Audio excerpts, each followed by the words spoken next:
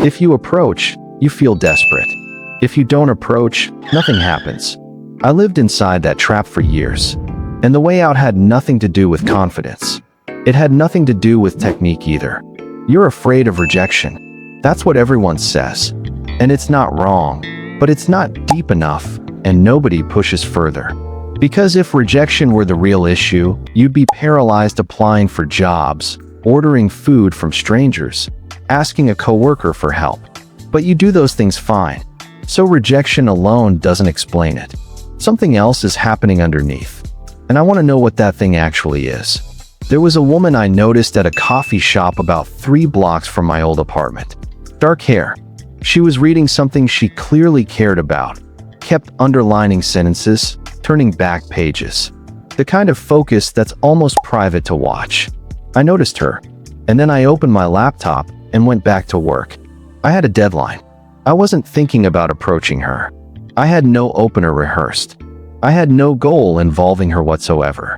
At some point she got up for a refill and passed my table.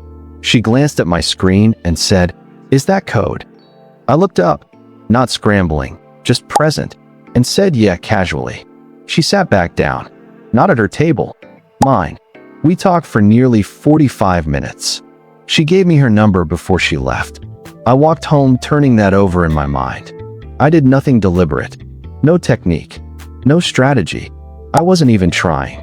And then I thought about the 40-odd times I had crossed a room with a plan, with a rehearsed opener, with a specific goal. And I noticed something. Every one of those felt like work, like a performance I had to hold up. That afternoon felt like breathing. That difference, I spent 2 years trying to understand it.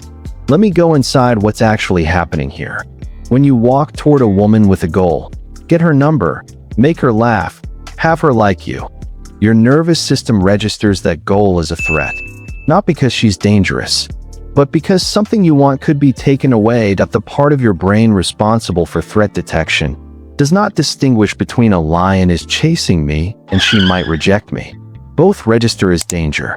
Both trigger the same cascade. Elevated heart rate, tightened chest, a performance quality that leaks into your voice before you say a single word.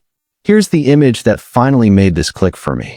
Think about the last time you walked into a room where you genuinely didn't care what anyone thought of you. Maybe it was a city where nobody knew your name. Maybe it was a party where you barely knew the host. Remember how you moved? How easy your voice was? That ease wasn't confidence you trained. It appeared because the outcome didn't matter. And here's where it gets strange. Most men try to fix approach anxiety by adding more. Better technique, tighter openers, a stronger routine. But that's like trying to cure a fever by piling on more blankets. The problem isn't that you need more tools. The problem is the pressure of needing an outcome at all. 2 specific things collapse men before they even speak. First, they treat the approach as a pass-fail test. That framing alone activates every threat response in the body. Second, they assign enormous meaning to a stranger. Before she's said a word, she's already become the one. And the moment a stranger matters that much, you have already made yourself matter less. What I discovered that afternoon in the coffee shop, I now call the invisible approach. And here's what it actually is. You stop approaching women and start simply existing near them. This isn't passivity. It's a reframe that rewires the entire interaction. Because when you're existing, not performing, not pursuing, not trying to prove something, the threat response doesn't fire. Your voice stays calm. Your body stays loose. Your eye contact holds. Not because you drilled it, because you're not afraid of losing something you were never gripping. In practice, it sounds like this. You see a woman you find attractive. No internal drum roll. No moment of summoned courage. You simply say what's actually true in the moment. That book looks intense. This line is taking a while. Something real, not a line. If she engages, great. If she doesn't, also fine. Both outcomes confirm the same thing. You are a man who moves through the world without needing her permission to do so. That's the signal she actually feels. Not your opener. Your indifference to her verdict. None of this is her fault. She didn't make you nervous. You did that. by deciding her opinion was worth more than your own stillness, by auditing yourself before she even looked at you. But here's the truth. What you created in your head, you can also dissolve. Not through 7 steps, not through a better opener. Through one shift, you stop going to get something. You start simply going. You are not trying to impress a stranger.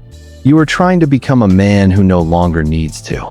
This was beyond connection. I love you, and I'll see you in the next one.